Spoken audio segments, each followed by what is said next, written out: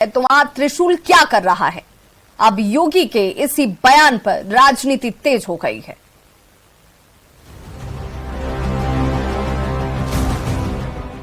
ज्ञानवापी मस्जिद का मुद्दा अब एक बार फिर तूल पकड़ने लगा है।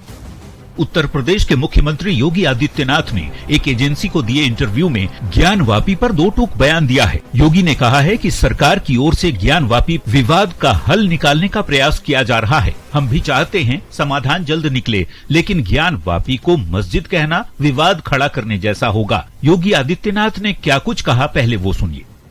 ज्ञानवापी काशी विश्वनाथ मंदिर, इस प्रॉब्लम का कोई सोल्यूशन है? अगर हम उसको मस्जिद कहेंगे तो फिर विवाद होगा। मुझे लगता है कि भगवान ने जिसको दृष्टि दी है वो देखे ना, त्रिशूल मस्जिद के अंदर क्या कर रहा है। हमने तो नहीं रखे ना, ज्योतिर्लिंग हैं, देव प्रतिमाएं हैं, पूरी दीवारें चिल्ला चिल्ला के क्या कह रही हैं। और मुझे लगता है कि ये प्रस्ताव मुस्लिम समाज की तरफ से आना चाहिए कि साहब ऐतिहासिक गलती हुई है और उस गलती के लिए हम चाहते हैं समाधान हो।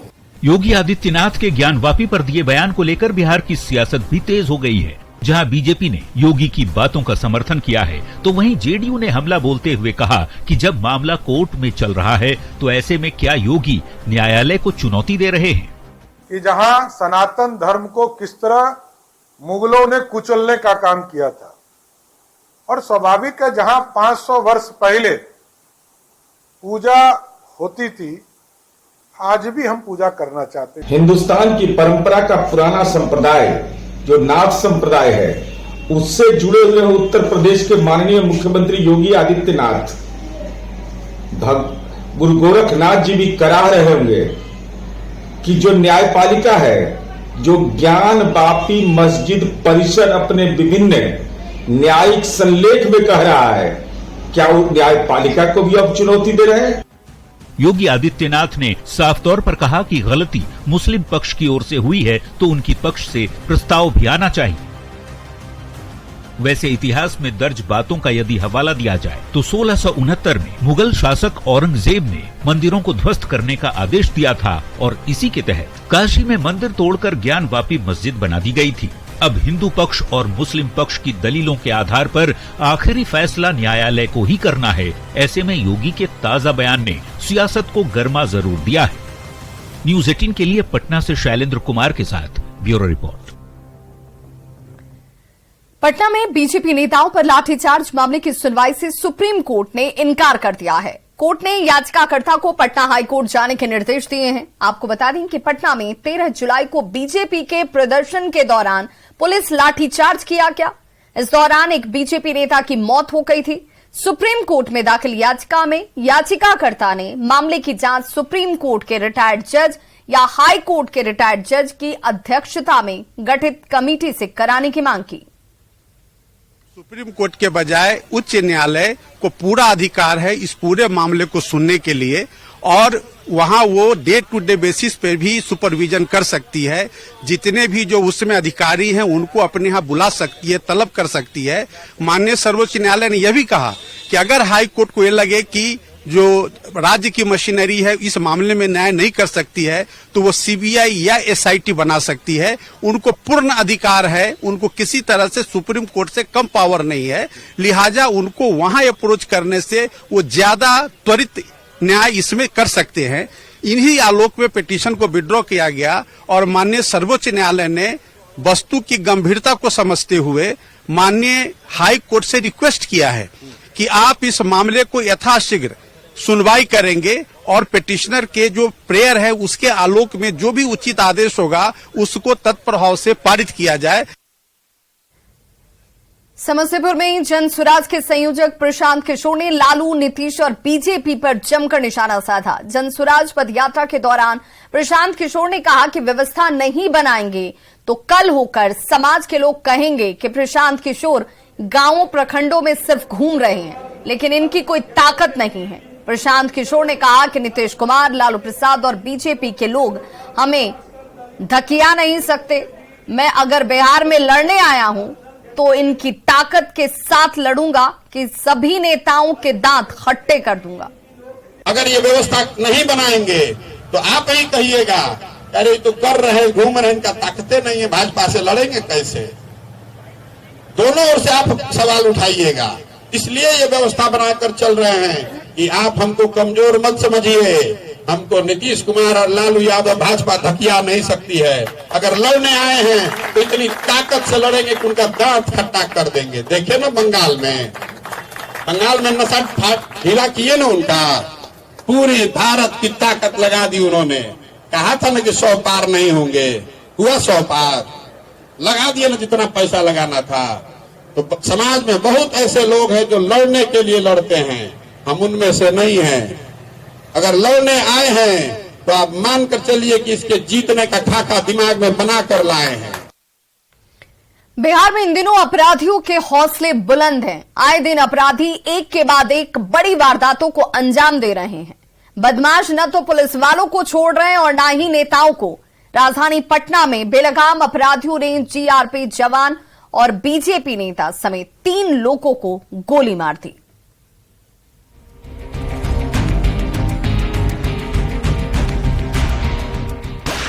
दिन में गोली, रात में गोली, सुबह में गोली, शाम में गोली। राजधानी पटना समेत बिहार के अलग अलग जिलों में बेखौफ अपराधी इन दिनों गोली की ही बोली बोल रहे हैं। पटना में अपराधियों ने एक के बाद एक 3 लोगों को गोली मारकर पुलिस को बड़ी चुनौती दी है। अपराधियों का दुस्साहस इतने चरम पर है कि उन्हें ना तो कानून का डर है और ना ही पुलिस का खौफ। तभी तो बेखौफ अपराधी ना तो नेता को बख्श रहे हैं और ना ही कानून के रखवालों को। पटना में मसौढ़ी स्थित नदौल स्टेशन के पास पेट्रोलिंग के दौरान बेलगाम अपराधियों ने जीआरपी के जवान दिलीप पासवान को गोली मार दी। बताया जा रहा है कि ये अपराधी किसी बड़ी वारदात को अंजाम देने के लिए इकट्ठा हुए थे। दिलीप पासवान के बाएं हाथ के कलाई में ऊपर लगते हुए छीलते हुए निकल गया है और बाकी अन्य अभियुक्त अंधेरे का लाभ उठाते हुए वो भागने में सफल हुए।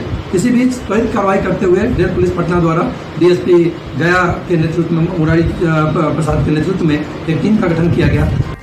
अभी पुलिस वालों को गोली मारने का मामला ठंडा नहीं पड़ा था कि बदमाशों का खौफ राजधानी के शहरी इलाके में पहुंच गया। दीघा थाना क्षेत्र के कुर्जी मोड़ पर 4 की संख्या में पहुंचे अपराधियों ने बीजेपी नेता और पार्षद पति नीलेश मुखिया पर गोलियों की बारिश कर दी। दहशत की यह तस्वीर सीसीटीवी कैमरे में कैद हुई है। तस्वीरों में आप देख सकते हैं कि दिन दहाड़े अंधाधुंध फायरिंग कर अपराधी किस तरह मौके से चलते बने। कब तक लोगों की जान जाती रहेगी? पूरे बिहार में पिछले जुलाई में 19 मर्डर हुआ है केवल पटना में। आप कहिएगा डेट वाइज मैं बता दूंगा, मेरे पास है आंकड़ा। इन दोनों बड़ी वारदात के बाद अपराधी यही नहीं रुके। बदमाशों का आतंक राजधानी के सबसे वीआईपी इलाके तक आ पहुंचा। पुलिस वाले और बीजेपी नेता को गोली दागने के बाद बदमाशों ने कोतवाली थाना इलाके के हड़ताली मोड़ स्थित पहलवान मार्केट के पास एक और युवक को गोली मार दी, जो अस्पताल में जिंदगी और मौत के बीच जंग लड़ रहा है। तो जब हम आवाज सुने तो हम भी दौड़े तब तक उसको पापा पकड़े हुए थे हाथ में। वो गोली चला रहा था तो पापा पकड़े उसको। उसके बाद क्या किया कि गोली निकाल के फिर फायर के डायरेक्ट आनंद भैया के ऊपर, जिनको भी गोली लगा है, 2 गोली उनको लगा। एक पीछे लगा इस पे और एक इस हाथ पे बांह पे लगा हुआ है। आए दिन अपराधी राजधानी में एक के बाद एक बड़ी घटनाओं को अंजाम दे रहे हैं। पटना पुलिस को खुली चुनौती दे रहे हैं, गोलियों की बोली बोल रहे हैं। ऐसे में देखना होगा कि इन बदमाशों पर नकेल कसने के लिए पुलिस कौन सा बड़ा कदम उठाती है। Bureau report, news 18। तो पटना से सटे बेटा के पटलौटिया कटेसर गांव में इन दिनों लोग दहशत के साए में जी रहे हैं। गांव वाले डर के मारे घर से बाहर निकलने में कतराते हैं। इसकी वजह है 29 जुलाई को बालू माफियाओं की अंधाधुंध फायरिंग और इस घटना में गांव के एक व्यक्ति की मौत। इस घटना के बाद गांव में पुलिस की तैनाती की गई थी, लेकिन 2 दिन बाद ही सुरक्षा व्यवस्था की क्या हकीकत है, इसका जायजा लिया संवाददाता संजय कुमार ने।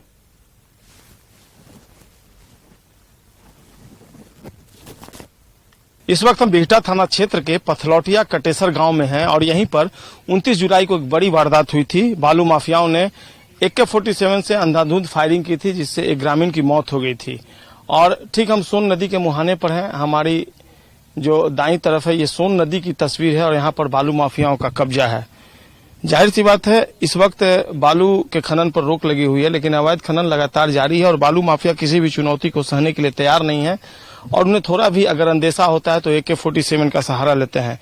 घटना के बाद गांव में पुलिस कैंप बनाने की बात कही गई थी, लेकिन गांव में पुलिस कैंप नहीं है, पुलिसकर्मी नहीं है और ग्रामीण दहशत में है। तो बिल्कुल ये तस्वीर दिखाने को काफी है कि सरकार या प्रशासन इस तरह की घटनाओं को कितनी गंभीरता से लेती रही है। ये देखिए यहाँ पर AK-47 की गोलियां जो चली थी, तो यहाँ भी दीवार पर उस गोली के निशान मौजूद हैं। जाहिर सी बात है, घटना के बाद पुलिस ने गांव में कैंप किया और लोगों को उनकी सुरक्षा का भरोसा दिलाया, लेकिन ग्रामीण जो है वो आज भी राम भरोसे रहने को विवश दिखते हैं और कई सवाल इसलिए खड़े हो रहे हैं कि घटनाएं बार बार हो रही हैं, लेकिन पुलिस हो या प्रशासन केवल सुरक्षा का भरोसा दिलाती है, दुहाई देती है। गांव में गोलियां के गिरता है, जब भी फायरिंग होता है तो गांव में आके गिरता है। वो AK-47 से AK-47 है, बहुत एक से हथियार है, हैवी है। कैंप था तो अभी आता है, लेकिन कभी कभी नहीं आता है। इस घटना के बाद पुलिस कैंप की बात कही गई थी, लेकिन पुलिस है कि नहीं है? अभी तो नहीं है, लेकिन कल था। कल कितनी देर थी पुलिस यहाँ? 4-5 घंटा था। तो सुरक्षा नहीं के बराबर है और निश्चित तौर पर इससे ग्रामीणों में दहशत का आलम लगातार बना रहता है। और ये गांव एक बार फिर से 29 जुलाई को चर्चा में आया, जब फायरिंग हुई, तमाम अधिकारी पहुंचे यहाँ पर, उन्होंने भरोसा दिलाया सुरक्षा का, लेकिन सुरक्षा क्या है इसकी ग्राउंड जीरो से हम आपको तस्वीर दिखा रहे हैं। राम भरोसे सुरक्षा व्यवस्था दिखती है, कहीं कोई कुछ देखने वाला नहीं है और ग्रामीण अपने दम पर यहाँ रहने को मजबूर दिखते हैं। कैमरा पर्सन अजय दुबे के साथ संजय कुमार,